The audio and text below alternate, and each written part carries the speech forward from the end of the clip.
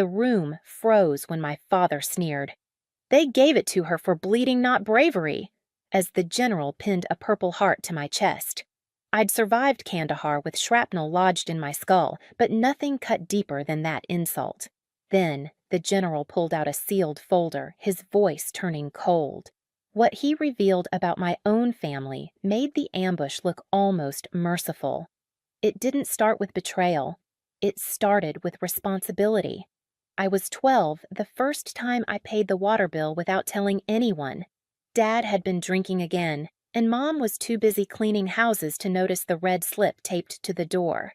I'd hidden it, rode my bike 5 miles to the drop box, and used the babysitting money I was saving for a pair of cleats I'd never buy. That was the rhythm of my life. Quiet fixes, invisible effort, holding everything together before it cracked wide open. Dad used to say I was the strong one. Built different, he'd mutter when I helped him change the oil or lifted things Leah wouldn't touch. But when I enlisted at 17, that pride turned sour. "Oh, so you think you're better than all of us now," he barked, slamming his coffee mug down.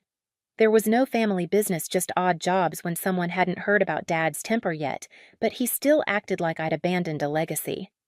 Mom cried, but not for the reasons I'd hoped. "I just want you to be safe," she said.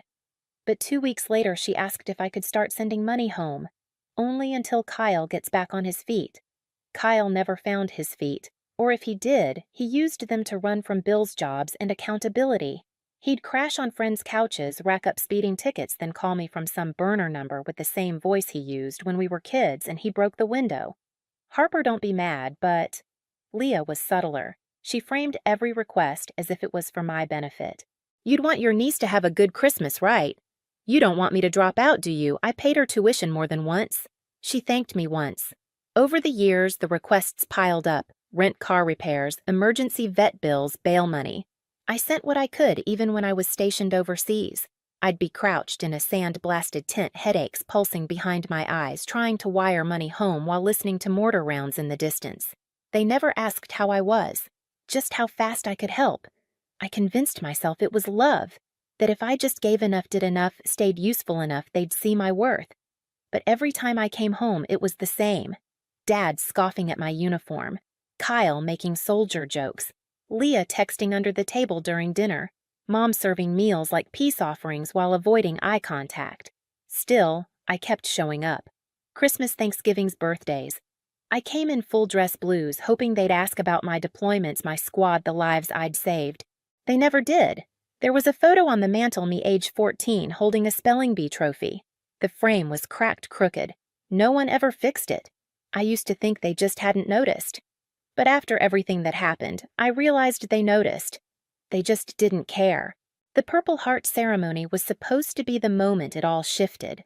I'd imagined it dozens of times in my head, my family rising to their feet, faces soft with pride, maybe even tears in their eyes. I pictured Dad clapping the loudest, finally seeing the weight I'd carried. That fantasy kept me going on nights when the headaches pulsed too sharp to sleep, and the memories came in jagged flashes. Instead, they showed up late, shuffled to the third row, and looked bored. Dad sat stiff, arms crossed, jaw set, like he was enduring a dental exam.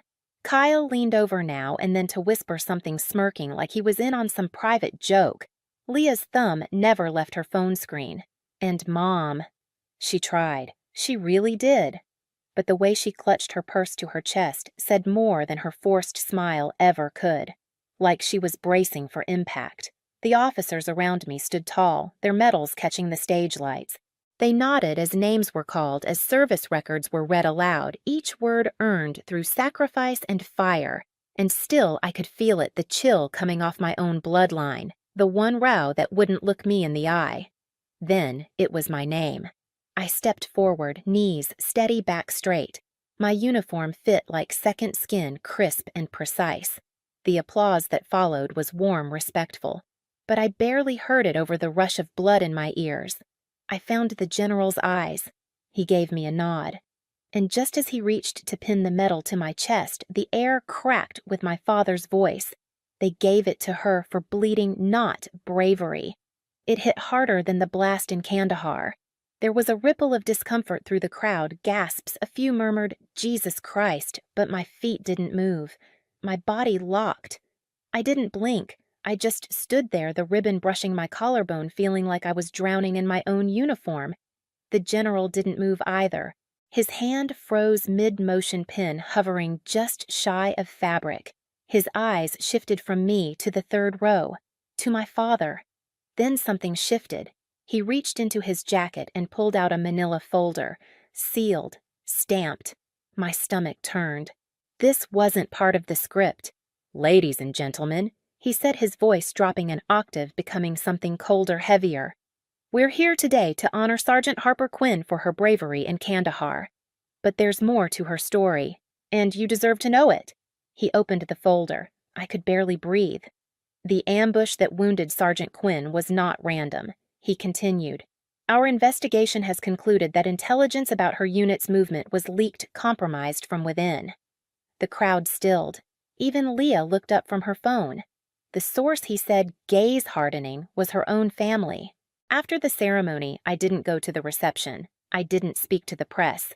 I walked straight past the rows of stunned faces down the hallway and into the parking lot. My hands shook so hard I couldn't get the car key in on the first try. For the next 2 days, I turned my phone off. Not just silent off. No missed calls, no texts, no apologies that weren't really apologies.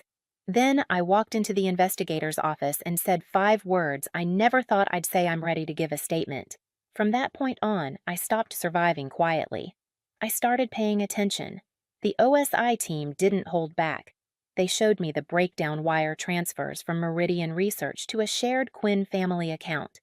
The amounts were regular, increasing, and always lined up with sensitive events, unit deployment, patrol rotation, even the week we switched vehicles. I remembered every one of those changes, every one of those risks. And now I knew every time I thought I was keeping my squad safe, someone back home had already sold us out. I didn't confront my family, not yet.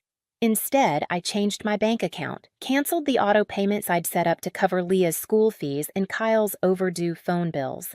I gave notice on the storage unit I'd been paying for back home that held their furniture temporarily.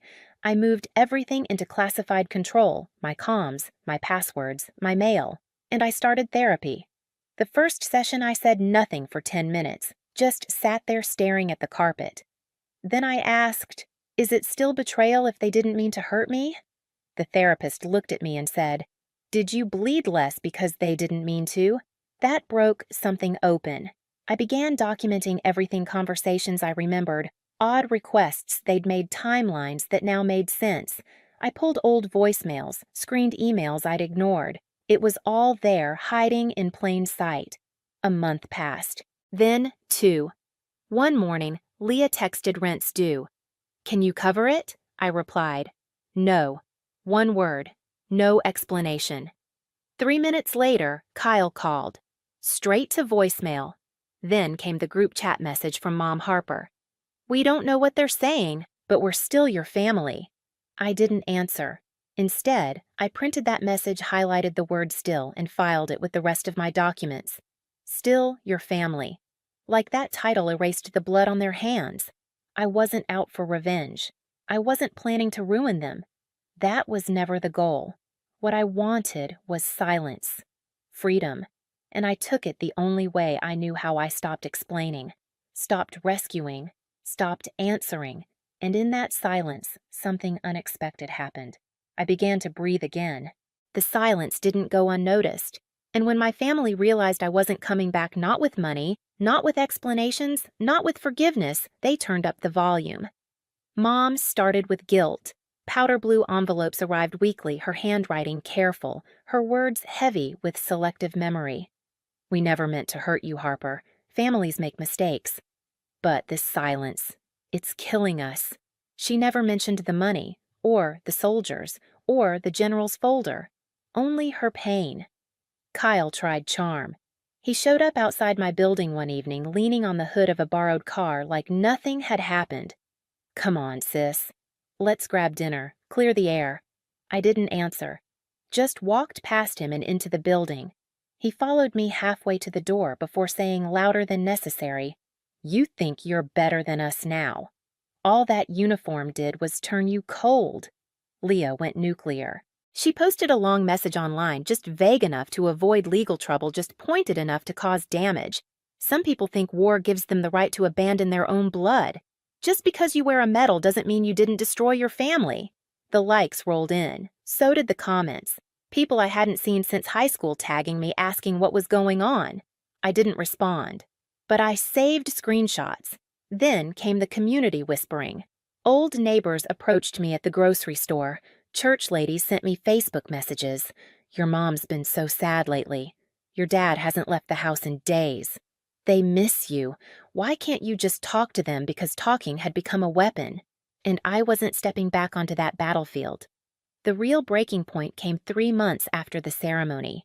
I received a letter from a distant cousin, a woman I barely knew, inviting me to Thanksgiving. She wrote about healing, about how the family needed a leader to bring us together again.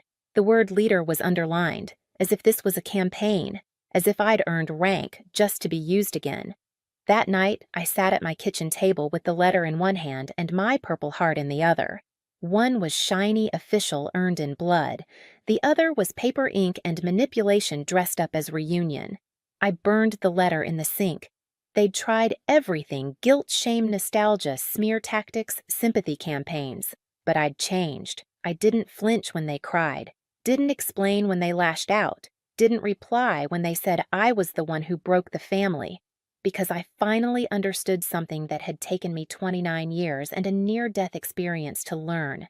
The family that betrays you doesn't get to demand access just because they feel bad about it later, especially when the regret is mostly about losing what you gave them, not losing you. Silence is powerful, but it's also provocative.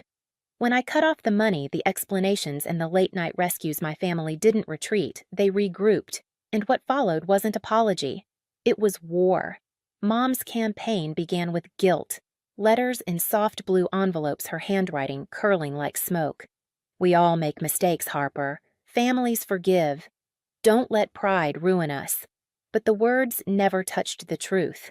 Not one mention of money wired from Meridian Research, not one acknowledgement of soldiers who never made it home. Just a rewrite. She was the victim of my silence. Kyle chose charm, the same lazy grin he used to talk his way out of speeding tickets. He caught me outside the commissary one Saturday carrying a 6-pack like it was a peace treaty. Let's talk, sis. Clear the air. Start over. I kept walking. He raised his voice as I reached my car. All those medals just made you cold. You think you're better than us? I didn't turn around. But inside, the old reflex flared, the one that wanted to explain, to soothe. I strangled it in silence. Leah played a louder game. She took to social media, posting vague accusations dressed up as family drama. Some people forget who loved them before the medals. Some people abandon blood for glory. Her followers filled the comments with sympathy. Old classmates tagged me asking what happened. I said nothing, but I printed every post, slid them into a folder labeled evidence. Silence isn't weakness. It's strategy. The whispers spread offline, too. Neighbors approached me at the grocery store, their eyes wide with concern. Your poor mom. She says you won't answer her calls. Church acquaintances messaged me late at night. Your dad is heartbroken. Can't you just forgive him? They weren't malicious. They were pawns. My family had mastered manipulation, and the community was their new megaphone. Then came the performance. Thanksgiving invitations carefully scripted by cousins I hadn't spoken to in years. The wording was strategic. We need you, Harper. You're the leader who can heal us. Leader was underlined twice. They didn't want me home. They wanted me useful. I held that letter in one hand and my Purple Heart in the other. One object was heavy, real, earned in dust and fire. The other was paper thin and false, begging me to pretend the past didn't exist. I fed the letter to the sink flames, watched ink curl into smoke. The escalation continued. Kyle tried cornering me outside my apartment. His words slurred, his smile sour. He said I was selfish, that without me the family was falling apart. Leah weaponized Emma showing up with her daughter and saying she misses her aunt. Don't punish a child. Mom left voicemails describing Dad's declining health, her tears dripping between the lines. Every angle tested. Every tactic sharpened, but something had changed in me. I no longer flinched when they cried. I no longer explained when they accused. And I no longer mistook persistence for love. The truth was brutal and liberating. They weren't fighting for me. They were fighting for access to my money, my time, my silence. And for the first time in my life, I didn't give it to them. 5 years later, I stood in the same hall where everything had shattered. The polished wood, the echo of footsteps, the hum of quiet anticipation, it all came back like a ghost replay. But this time, I wasn't receiving a medal. I was giving a lecture. Captain Harper Quinn assigned to train younger officers on operational security. My story had become a case study. I told them what no one ever wants to believe. Sometimes the threat doesn't wear a uniform. Sometimes it shares your last name. The room went still, faces fresh with youth eyes, wide with disbelief. I remembered being their age, certain blood meant safety. I watched realization ripple through them, and I knew my scars weren't just mine anymore. They were a warning. Afterward, a young sergeant pulled me aside. Her hands trembled slightly as she spoke. "Ma'am, my mom keeps asking for my deployment schedule. Says it's to plan visits, but she wants times, names, unit details. It feels wrong." Her voice cracked on that last word. "Trust your instincts," I told her. "Document everything. Silence buys you time. Time buys you safety." 6 months later, that sergeant's documentation exposed another family-based leak. Foreign operatives again. Same strategy. Same lies dressed up as research. But this time, it stopped before blood was spilled. That night, I sat at my desk staring at the Purple Heart. The metal had once felt poisoned proof of betrayal carved into bronze. Now it carried a different weight, not just survival, but legacy. And then came the knock. I wasn't expecting visitors. Through the peephole, I saw a teenage girl with dark hair and my father's stubborn jaw. Emma. Leah's daughter. 17 now. Backpack slung over one shoulder, eyes sharp with purpose. I opened the door but kept the chain latched. "Aunt Harper," she said carefully. "I know I'm not supposed to be here. Mom doesn't know, but I need the truth." Her words cut sharper than any accusation. I studied her the same bloodline, but different fire. "How did you find me, Google?" "Military announcements. I've been following your career since I was old enough to use a computer." She took a breath.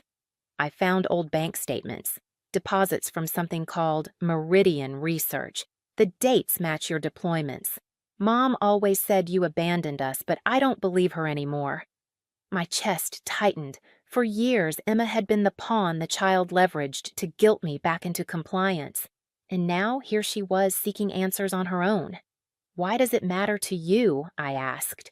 "Because I'm about to turn 18. Because I need to know what kind of family I come from before I decide who I want to be." So I told her, not every classified detail, but enough: the ambush, the folder, the money, the betrayal. She sat in silence, face pale, knuckles white on her backpack straps. When I finished, she whispered, "They said you were cold, that you destroyed the family, but you were the one they destroyed." I nodded once. Emma's eyes burned with something fierce. "I don't want to be like them. I want to be better. I want to serve, not for penance for myself. So one day someone can say I did something that mattered." For the first time in years, I felt something other than grief when I looked at family. I felt possibility. "Write to me," I said finally. "I can't promise I'll always answer, but I'll always read." She smiled, a small, shaky thing, but real. And in that moment, I saw the echo I never expected, not a repetition of betrayal, but a chance to break the cycle. The Purple Heart still sits on my desk. For years, it felt like a shackle reminding me not only of Kandahar, but of the people who sold me out to my enemies. Now it's different. It's proof that I survived both kinds of battle, the one fought with bullets and the one fought with blood ties. Cutting my family off wasn't the hardest part. It was rebuilding something in the empty space they left behind. I had to learn that boundaries aren't cruelty, that loyalty without respect isn't love. That survival sometimes means choosing yourself, even when the world calls you selfish. The family I lost has been replaced by one I chose.